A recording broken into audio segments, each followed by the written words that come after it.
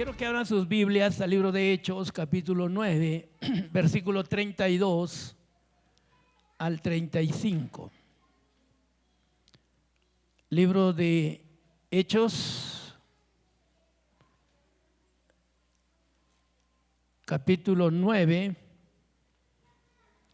versículo 32 al 35.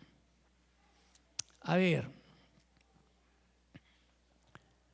este pasaje nos dice: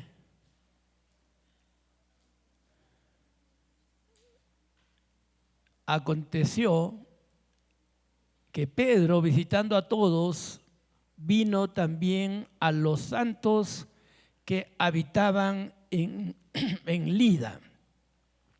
Lean ustedes el 33.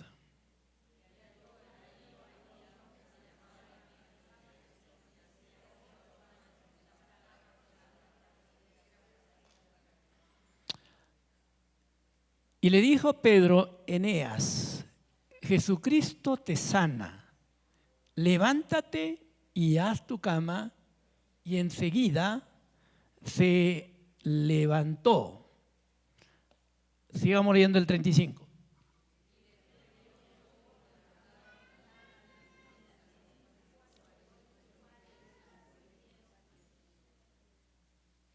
Muy bien, vamos a mirar entonces esta historia, que es bastante interesante en cuanto a poder llegar a tener cada uno de nosotros plena conciencia de quién es el que habita en nosotros, el que mora en nosotros, y quién es el que hace todas las cosas en nuestras vidas. Y lo vamos a ver a través de la historia de Pedro. Cuando miramos la Biblia en el libro de los Hechos, nos vamos a dar cuenta que el autor es Lucas, ¿verdad? Lucas era uno de los, si podemos decir así, de los que trabajó unido a Saulo, ¿no? O a Pablo. Trabajó con él, y cuando él ve tantas cosas maravillosas a través del ministerio de Pablo, entonces él decide hacer un recuento de la historia de Jesús. O sea, él hace las cosas. Él no vio nada de lo que Jesús hizo, a diferencia de los apóstoles, quienes sin duda fueron testigos presenciales, pero él hace un estudio muy hermoso acerca del libro de Lucas y luego escribe los Hechos, ¿no? Entonces, él es el autor de de Hechos, y entonces nos habla de los grandes milagros que Pedro realiza, de cómo Pedro en realidad pues es usado por Dios de una manera maravillosa. Y luego interrumpe para hablar acerca de Saulo, y empieza a hablar por casi 2 capítulos acerca de Saulo, y luego retoma nuevamente en este pasaje la historia de Pedro y de los milagros que él está haciendo. Y Pedro estaba sin duda siendo guiado por el Espíritu Santo, y sabemos que él es uno de los apóstoles que Dios está usando de una manera maravillosa, y como tal él decide ir y visitar las iglesias que había en Judea o en Judá. Había muchas iglesias sin duda que se habían levantado, que de pronto a nadie las estaba atendiendo, los mismos creyentes nada más estaban de alguna manera u otra apoyando los unos a los otros, y él decide ir, dice, a todas partes, a todos los lugares, para poder animar, para poder edificar, para poder fortalecer las iglesias que sin duda estaban allí. Y de hecho no eran iglesias, la mayoría se reunían en una casa, digo iglesia en el sentido de que tenían un local y que estaban establecidas formalmente, como ahora lo estamos, pero había un entusiasmo muy grande y las iglesias estaban creciendo. Y al ver esto, él decide visitar a la iglesia que estaba en Lida. Y Lida estaba más o menos a unos 45 a 50 kilómetros de Jerusalén.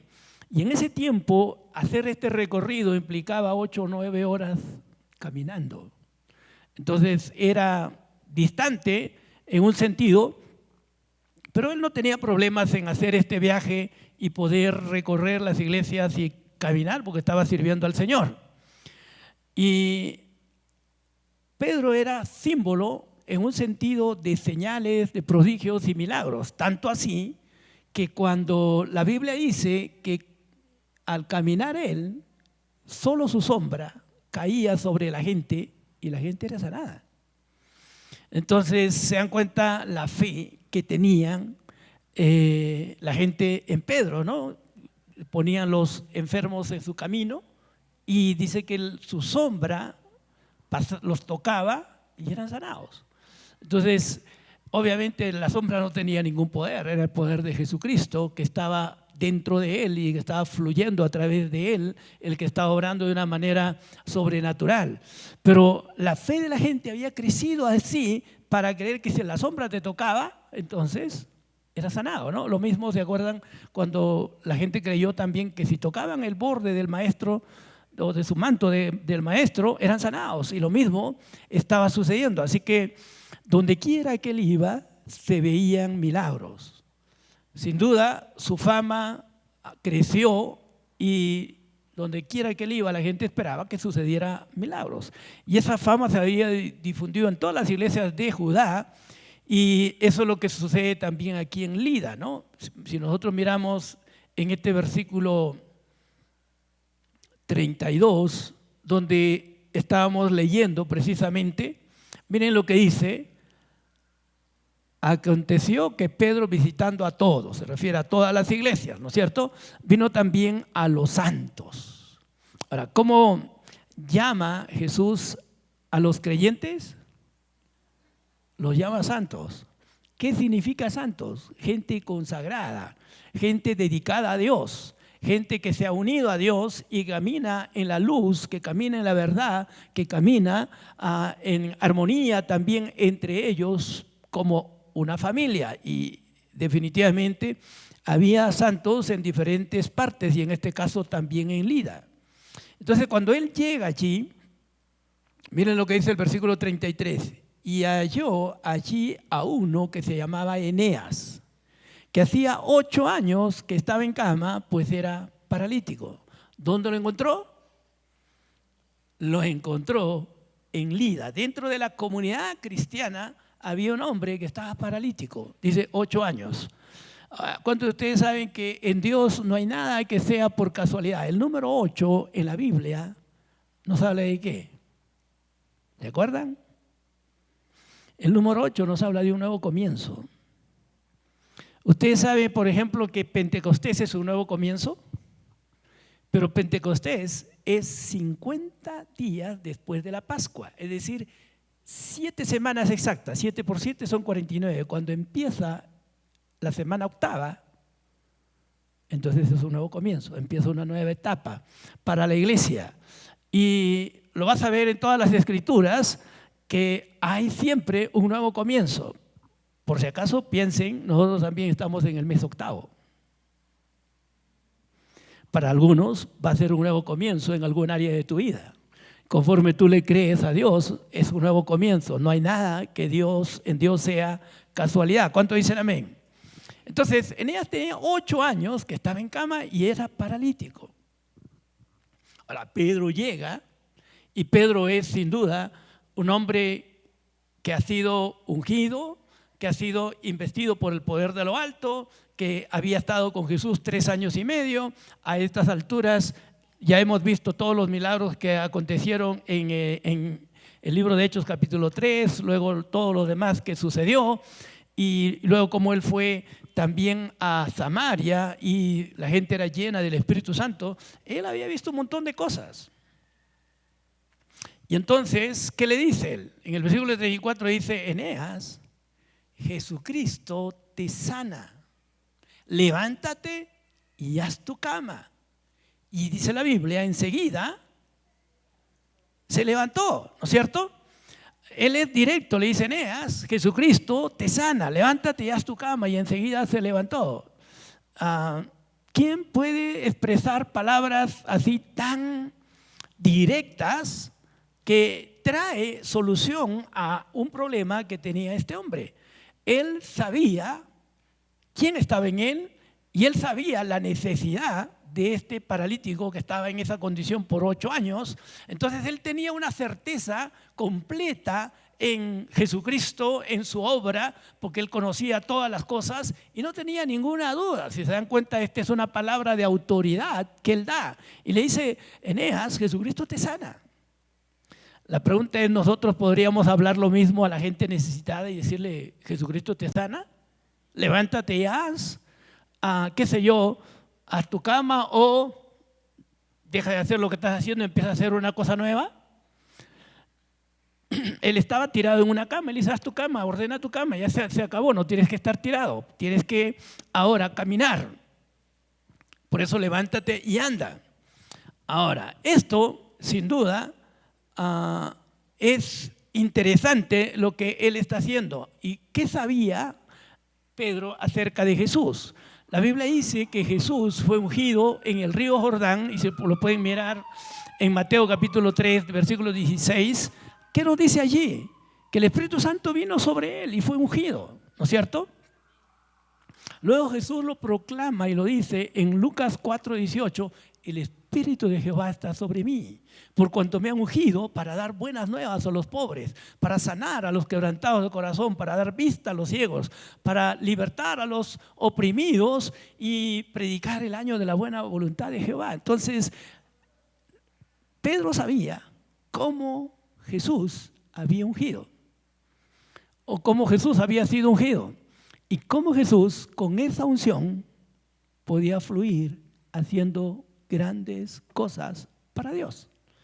Y nosotros debemos entender que la misma unción vino sobre Pedro. El Señor les habló y les dijo abiertamente: quédense en Jerusalén, no se vayan. Ustedes van a ser ungidos o investidos con el Espíritu Santo. Y entonces se lo dijo también en Hechos 1:8: recibiréis poder cuando haya venido sobre vosotros el Espíritu Santo, y me seréis testigos en Jerusalén, en toda Judea, en Samaria y hasta lo último de la tierra. ¿Qué le dice? Recibiréis poder. Digan conmigo: recibiréis poder. Jesús está siendo claro, está diciendo: van a recibir poder. Ahora, la pregunta para nosotros es: ¿cuántos creemos que también hemos sido ungidos y hemos recibido poder?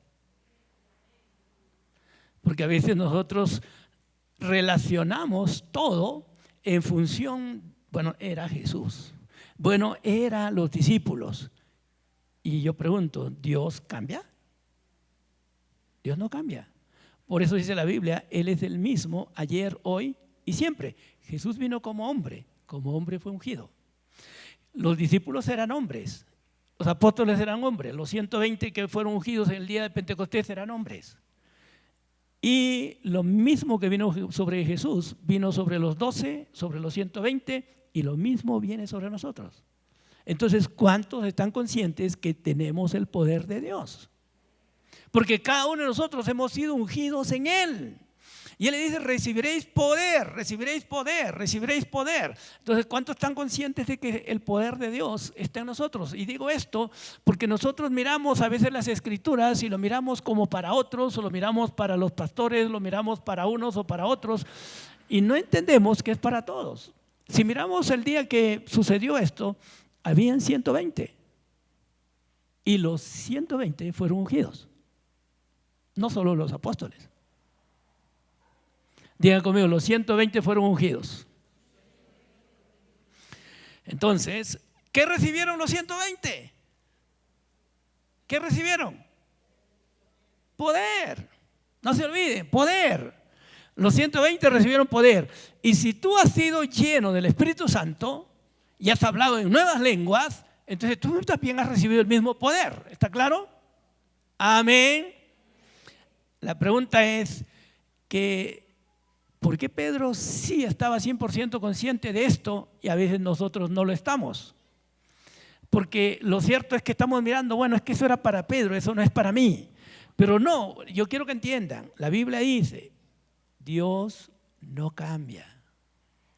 La misma manera como lo obra con uno, lo hace con un segundo, con un tercero y con todos. ¿Está claro? Dios es un Dios de principios, Él no cambia. Y entonces tenemos que estar conscientes que el Espíritu Santo, si ha venido sobre nosotros, si hemos hablado en lenguas, entonces cada uno de nosotros tenemos que saber que tenemos el poder. ¿Sí o no? Todos ellos fueron llenos del poder de Dios. Y también una segunda cosa que quiero que sepamos aquí es que Jesús también le dijo a Pedro algo que él lo tenía bien presente. Y se lo dice en Mateo capítulo 28. Le habla de la gran comisión y no tengo tiempo para hablar de todo ello, pero en el último versículo les dice algo. He aquí, yo estoy con vosotros todos los días hasta el fin. A ver, pongan el 18 o es el 20. Creo que es el 20.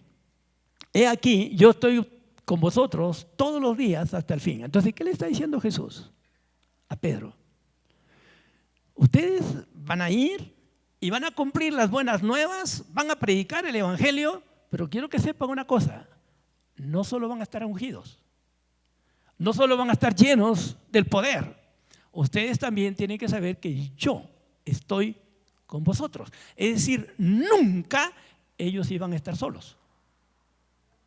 Digan conmigo, nunca iban a estar solos. Y no estoy hablando de que cuando estén reunidos en la congregación. No, estoy hablando que en forma individual el Señor iba a estar con cada uno. ¿Por qué? Porque la Biblia dice en 1 Corintios 3:16, somos templo de Dios. Somos el templo del Dios viviente. Es decir, el Espíritu Santo mora en nosotros y en el Espíritu Santo sabemos que está Jesús y está también el Padre. ¿Está claro? Y nosotros debemos tener la misma conciencia que tenía Jesús. ¿Cuántos saben que Jesús decía, yo no hablo nada por mi propia cuenta, sino que el Padre que mora en mí, Él les habla? El Padre que mora en mí hace las obras. El Padre que mora en mí. Entonces, ¿qué nos está enseñando Él? Hay alguien que está morando dentro de mí y que Él es el que está guiando mi vida y dirigiendo mi vida. Yo solo me he rendido a Él y voy a hacer su voluntad, porque estoy en esta tierra para glorificar a mi Padre. Y entonces nosotros debemos darnos cuenta que el mismo Espíritu que vino a morar en Jesús es el mismo Espíritu que mora en nosotros.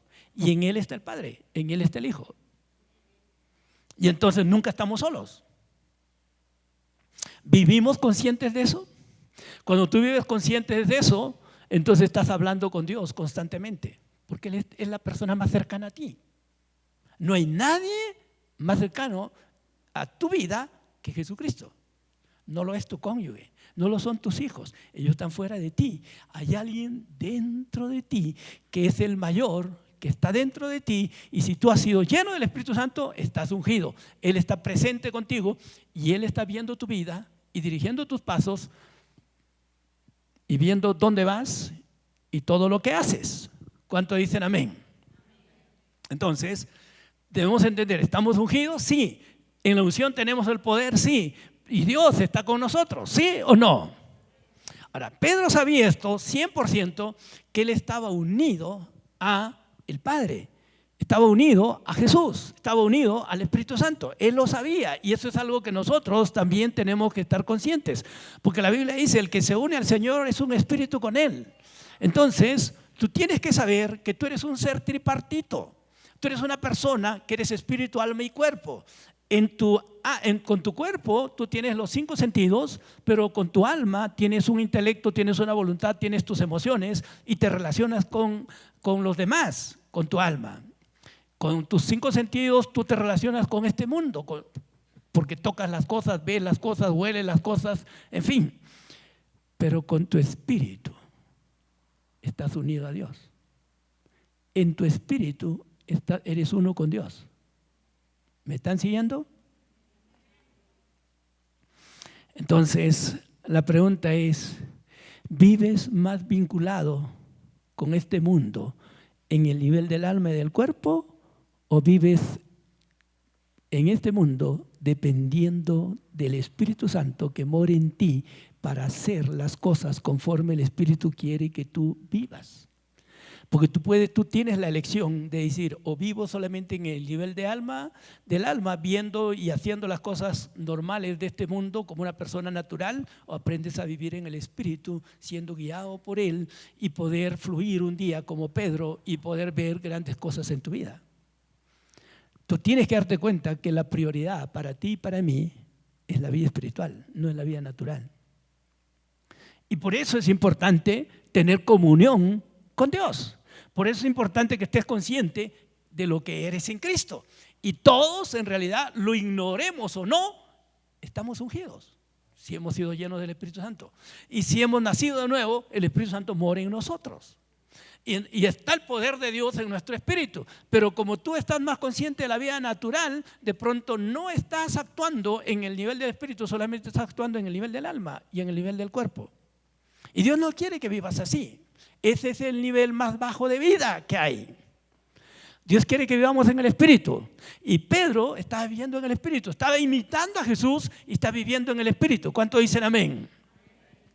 Entonces, Pedro estaba unido al Espíritu Santo y Pedro sabía también que Cristo dentro de él era la esperanza de gloria. Es decir, ¿qué es Cristo? ¿Es la unción o es el Espíritu Santo? Y quiero que entiendan, la unción dentro de nosotros, cuando gobierna nuestra alma y nuestro cuerpo, es la esperanza para que se manifieste toda la gloria de Dios. Es decir, para que a través de mi vida fluyan sanidades, fluyan milagros, fluyan señales, fluya salvación, fluya liberación y fluya todo lo que Jesús hizo. El Señor quiere eso de cada uno de nosotros. ¿Está claro? Pero vivamos conscientes de que somos seres espirituales y vivamos en comunión y en dependencia del Espíritu. Pedro había aprendido eso. Y por eso está actuando ahora de una manera diferente, o está actuando como Jesús. Si se dan cuenta, está actuando como Jesús. Está sucediendo un montón de milagros, ¿no? Entonces, quiero que entiendan bien y lo digan conmigo. Dentro de mí hay un potencial. Díganlo. Dentro de mí hay un potencial. Estamos hablando del Espíritu, ¿no es cierto? Para salvar, para sanar, para liberar, para prosperar y para hacer todo tipo de señales y prodigios. Y eso no depende de ti, depende del Espíritu. ¿Está claro? Y es la voluntad de Dios que tú fluyas en ese nivel. Y por eso es que cuando Pedro entiende todo esto y están sucediendo tantos milagros, él tiene tal seguridad, tal confianza, sabe que está unido con Dios, o también podríamos decir está en pacto con Dios. Y entonces él le dice con toda libertad: Eneas, Jesucristo te sana, levántate y haz tu cama. Y enseguida se levantó. Pedro no tenía ninguna duda, porque no se trataba de él. Pedro no hacía el milagro. Él está diciendo: Jesucristo te sana. No está diciendo yo te voy a sanar. Jesucristo te sana, levántate y haz tu cama.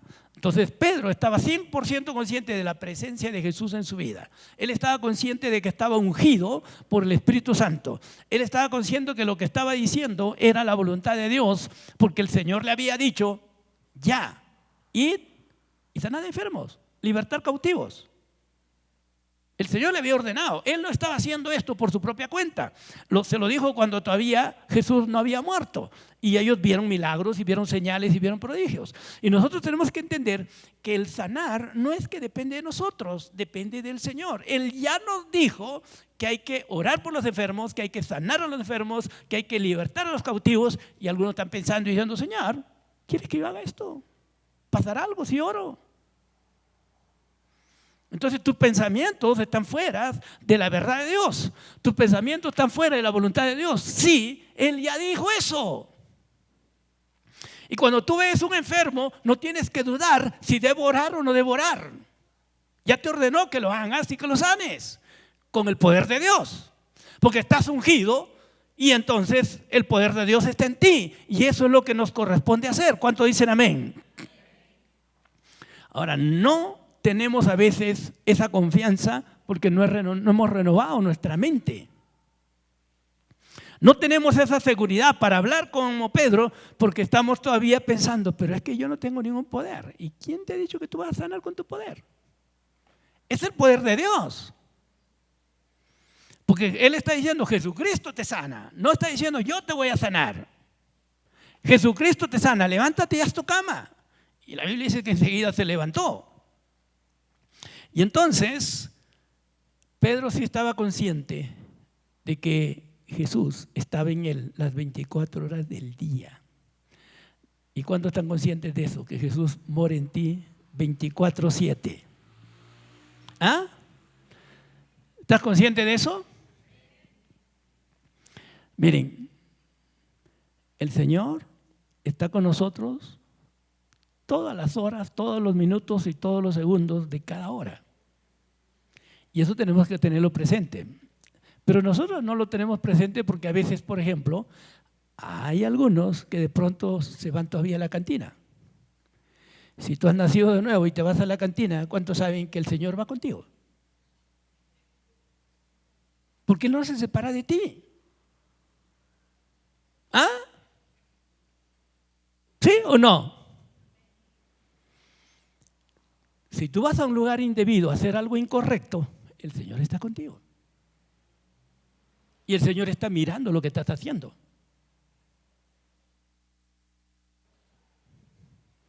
Ahora, les estoy hablando del lado negativo. Si miramos en el lado positivo, también es verdad. Y por eso debemos tener esta seguridad. Donde quiera que yo estoy, está el Señor. Y donde quiera que esté el Señor, estoy yo. ¿Por qué? Porque estamos unidos en un pacto. Ahora ustedes dirán, no, pero a mi lado no hay nadie. No, pero dentro de ti, en tu espíritu sí está. Tú no lo ves, tú no lo sientes, pero Él está. Y tienes que estar consciente de eso. Recuerdo años atrás, y esto ha sucedido un montón de veces, muchas veces, a veces visitábamos a alguien y la persona no había vendido nada, nosotros ni sabíamos nada, solamente estábamos allí y de pronto la gente empezaba a llegar y ella nos decía, quédese un ratito más. Yo porque estoy ocupado, pero en el fondo lo que quería es que nos quedemos porque ella se daba cuenta que cuando nosotros estábamos, la gente venía y vendía y le compraban cosas. Y siempre nos decía, pastor, por favor, visítenos siempre.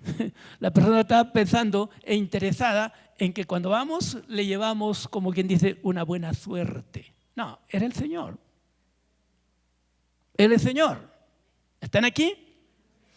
Y entonces, debemos estar conscientes que donde quiera que tú vas, está el Señor. Ahora, si entiendes esto, vas a dejar de ir a algunos lugares que son malos, porque va a estar el Señor ahí contigo. Amén. Tienes que estar consciente que ese es en el lado, por decir así, negativo, pero en el lado positivo que les estaba hablando. Por ejemplo, ¿cuántos están conscientes de que Dios está aquí? Pero si ahora tú te vas, digamos, por un lugar peligroso, ¿cuántos saben que Dios también está contigo? Y que hay ángeles que te acompañan y que ellos te van a guardar, ¿no es cierto? El Señor está con nosotros todos los días. Él nunca se separa, tú tienes que saber eso. La Biblia dice claramente que en Juan capítulo 16, versículo 14, versículo 16, y dice, yo rogaré al Padre y os dará otro consolador para que esté con vosotros para siempre. Digan conmigo, el Espíritu Santo mora en mí para siempre. ¿Está claro? Dice, yo daré otro consolador. ¿Quién es el consolador? Es el Espíritu Santo. Él vino a tu vida y Él está en ti para siempre. Nunca se separa. Donde quiera que tú estés, Él está. Y tenemos que estar conscientes de eso. Por eso es que en el Espíritu tú puedes orar sabiendo que estás ungido, sabiendo que estás lleno del Espíritu, sabiendo que estás haciendo su voluntad. Tú puedes orar con toda libertad. Y Pedro estaba haciendo esto. Pero también sabemos que así como estamos ahora nosotros reunidos, el Espíritu está con nosotros. ¿Y qué dice más? Que también estamos sentados juntamente con Él en lugares celestiales. Es decir, nuestro espíritu está unido al Espíritu de Dios y donde está Él, estamos nosotros.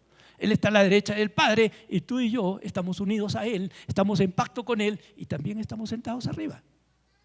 ¿Sí o no? Ahora, esa es la posición, esa es la verdad que tenemos en Cristo. Y tenemos que movernos en ese nivel, porque esa es la voluntad de Dios.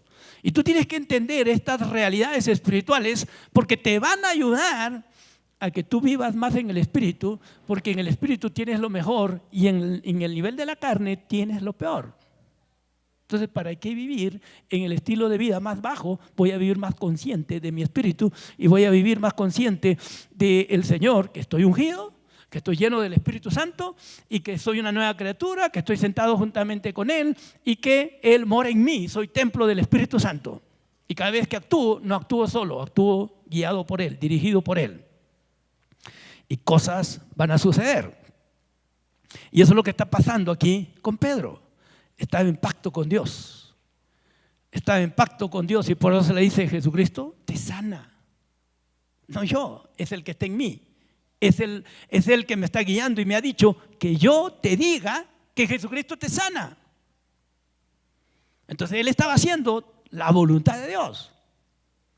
Y por eso cuando tú oras por un enfermo, tú estás haciendo la voluntad de Dios. Ya él dijo: orad por los enfermos, resucitad muertos, de gracia recibiste, da de gracia. Amén. Entonces, ¿cuánto estamos orando por los enfermos? ¿Cuánto estamos hablando a la gente necesitada o a la gente que no conoce a Dios y le estamos diciendo que ellos deben venir a los pies del Señor? Le estamos hablando de la gracia y del gran amor de Dios. Esa es la parte que nos corresponde a nosotros. Para eso nos ha dejado el Señor aquí en la tierra. Tú estás aquí para ser testigos, porque Él dijo: me haceréis testigos. Testigos, pero testigos con poder, testigos ungidos, testigos con la morada del Espíritu Santo dentro de ellos. No somos testigos cualquiera. Tú anda y veamos los testigos de Jehová, no tienen nada de lo que estamos hablando. El Espíritu no mora en ellos, no están ungidos, no tienen la verdad, son testigos entre comillas. Sin embargo, engañan a mucha gente y les hacen creer que tienen la verdad. Y nosotros somos los verdaderos testigos. Amén. Entonces hablemos del Señor y oremos por los enfermos, porque esa es la voluntad de Dios. ¿Cuánto dicen amén? Ahora, entendiendo todo esto, ¿cuál fue el resultado de que Jesús oró por Eneas? Se sanó, ¿no es cierto? Y como resultado, dice, de este milagro de sanidad, la mayoría de Jope y Sarón, me imagino eran dos ciudades que estaban cerca, y se convirtieron. Entonces, ¿para qué sirvió la sanidad? ¿Para qué sirvió ese milagro de sanidad en la vida de Eneas? A Eneas lo conocían todos porque estaba paralítico por 8 años. Y estas dos ciudades pequeñas se visitaban la una con la otra y conocían a Eneas. Y luego dijeron: el paralítico ahí de Eneas ahora está caminando. Y seguro que fue también a esta otra ciudad y estaba sano 100%. Y la gente se empezó a convertir y dijeron: de verdad, Dios ha hecho un milagro en este hombre. Y creyeron en Dios.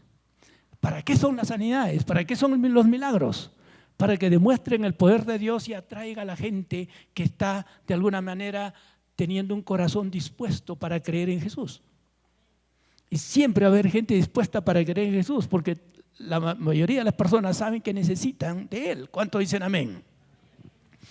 Y ese fue el resultado. Ahora, si entendemos lo que estamos hablando, quiero que veamos brevemente Hechos 9:36 y vamos a ver a Pedro en Jope. Ya lo vimos anteriormente en Lida y ahora vamos a verlo en Jope, que es la siguiente ciudad donde él va. Miren el versículo 36. Había entonces en Jope una discípula llamada Tabita. Tabita es en arameo, que traducido al griego dice que es Dorcas. Y Dorcas significa gacela. Entonces su verdadero nombre es que ella era una gacela. Dice: esta abundaba en buenas obras y en limosnas que hacía.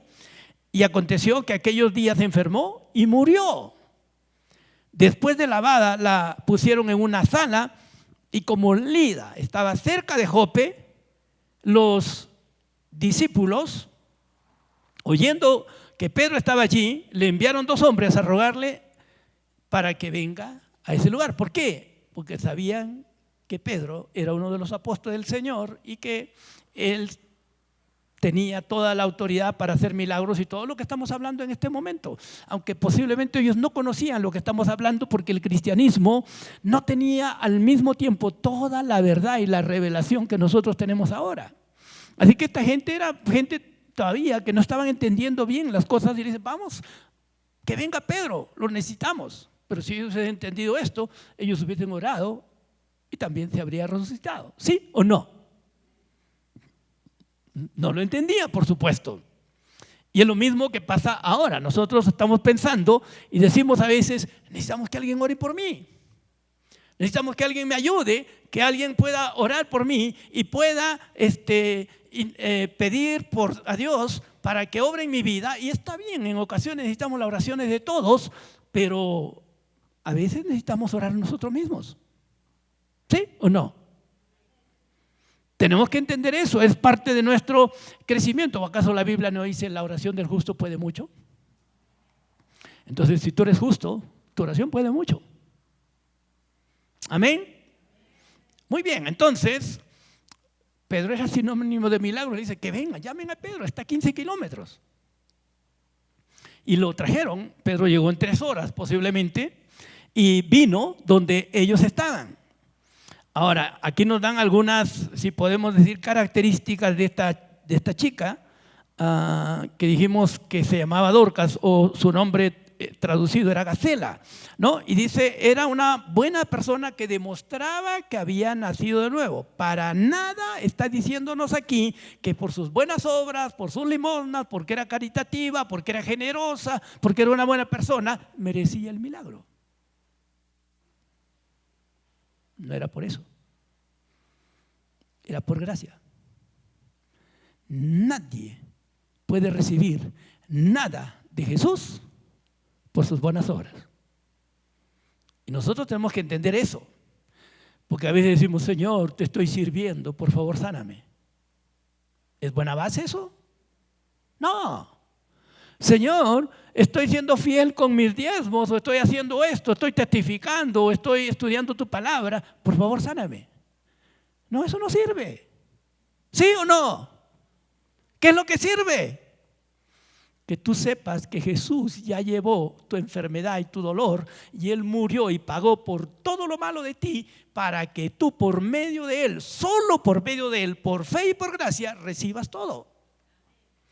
Y allí no hay diferencia. Dios puede sanar a una persona nueva, a una persona antigua, a una persona que tiene muchos años, lo puede sanar y bendecir y prosperar por los méritos de Jesús.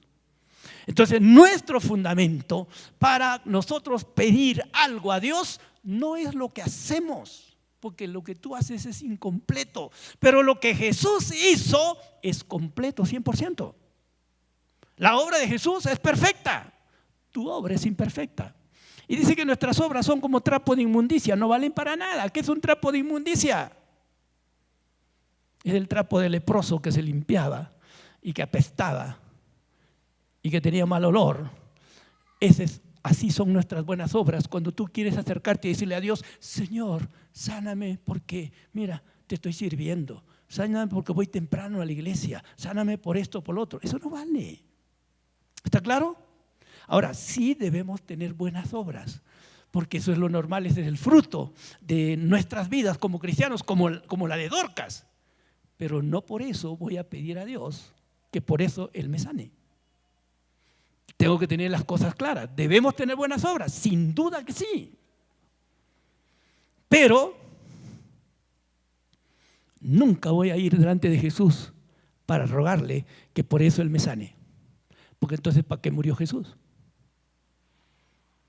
Él murió para darnos salvación, sanidad, prosperidad, victoria sobre el mundo, sobre la carne, sobre el diablo y sobre todo. Él murió para eso. Entonces Él hizo una obra perfecta. Nuestra única base para ir al Padre es que somos justos por los méritos de Jesús, y por los méritos de Jesús podemos encontrar que todas nuestras necesidades van a ser suplidas, y entonces podemos recibir de Él todo. Amén. Todo, desde que nacemos de nuevo hasta el día que nos vayamos con el Señor, todo fue ganado por Jesús, y todos nos acercamos solamente por los méritos de Él, y todos lo recibimos por fe y por gracia. ¿Está claro? Amén. Dile que está a tu lado, todos lo recibimos por fe y por gracia.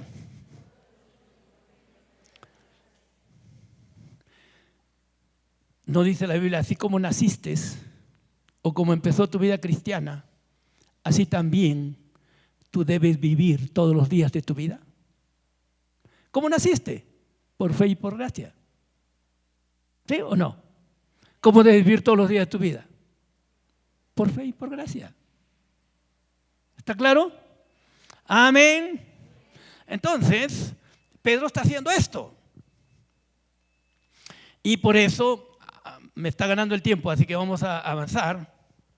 Pedro fue con ellos y entonces le cuentan la historia. ¿Qué hace Pedro?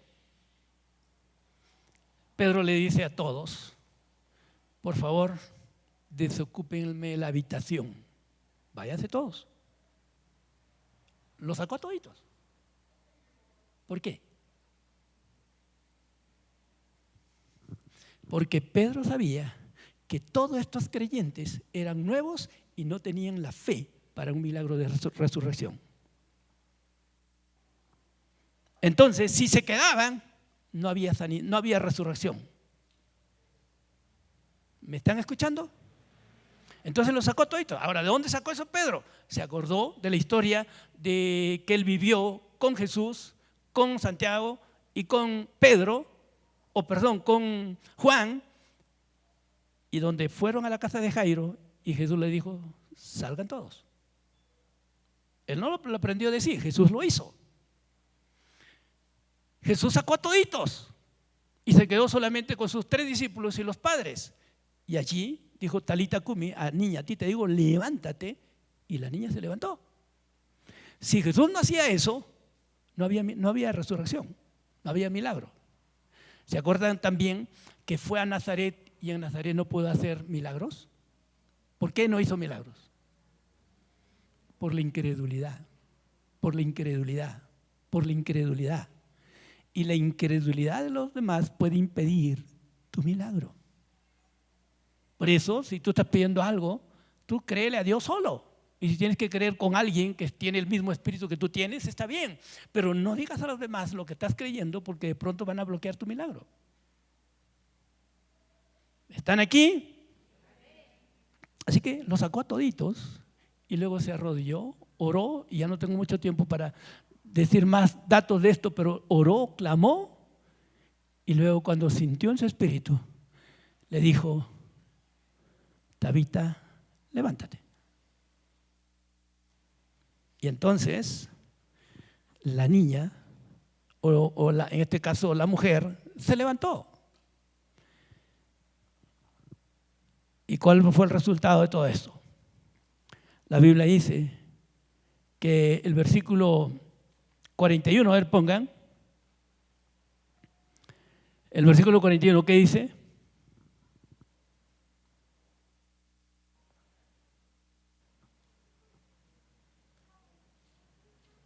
El 41 dice,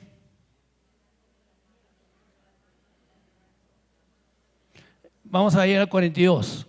Dice, esto fue notorio en toda Jope y muchos creyeron en el Señor. ¿Para qué sirvió el milagro? El milagro siempre tiene 2 razones. Uno, para bendecir a la persona que está teniendo una necesidad, como en este caso o como en el caso de Eneas. Eneas tenía una necesidad. ¿Cuál era la necesidad de Eneas? Caminar. Empezó a caminar. Esta persona, en este caso estamos hablando de Dorcas, ella necesitaba resucitar y resucitó. Ese es el milagro que bendijo a esa persona y seguro la gente de la congregación se alegró, pero luego, en ambos casos, sirvió para que testificaran y gente, como dijimos, de Sarón y de Lida se convirtieron. Y ahora, en esta resurrección, la gente de Jope se convirtió. Y Jope era un puerto. Había mucha gente allí. Y muchos se convirtieron. Muchos nacieron de nuevo. Entonces, ¿para qué sirven los milagros? Para que otras personas se salven. Amén. Por eso se debe hablar y de testificar de todo milagro que ha sucedido. a nuestros amigos, a familiares o a la gente que está en nuestro entorno, debemos testificarles, porque entonces creerán. Porque ellos sabían cómo había estado Eneas, sabían cómo estaba también en este caso a Dorcas, que estaba muerta, y de pronto que la vean viva. Dice, esto no es normal. Si esto es lo que Dios hace, entonces yo quiero creer en Él. ¿Cuántos dicen amén? Pero debemos estar conscientes de lo que hemos dicho. Miren, no somos nosotros, es a quien nos hemos unido nosotros. Nos hemos unido a Dios. Somos uno con Él. Él mora en nosotros las 24 horas del día. Está listo para orar a través de nosotros en cualquier momento que oremos. Y debemos estar conscientes de que Él mora en nosotros, pero también debemos estar conscientes de que estamos ungidos. Debemos estar conscientes de que el mayor está con nosotros. Debemos estar conscientes que el Espíritu Santo habita en nosotros y que Él es poderoso para hacer todas las cosas más allá de lo que pedimos y entendemos. El mayor está con nosotros. Entonces, caminemos con esa seguridad. Eso es lo que estaba haciendo Pedro. Y por eso acontecían todo tipo de milagros. Y es lo mismo con nosotros. Hay alguien muy grande dentro de ti. Hay alguien que es el mayor que está dentro de ti. Hay alguien todopoderoso que está dentro de ti. Y Él quiere fluir contigo para manifestarse y darse a conocer a este mundo. ¿Lo dejarás? ¿Permitirás que Él fluya a través de tu vida? ¿O vivirás solamente ocupado en tus necesidades, en tus problemas, en tus dificultades y afanado por ello? Nunca tienes comunión con el que mora dentro de ti, o tu comunión es muy escasa o es poca, y nunca dejas que Él obre como Él quiere. Él es grande, Él es único, Él es maravilloso.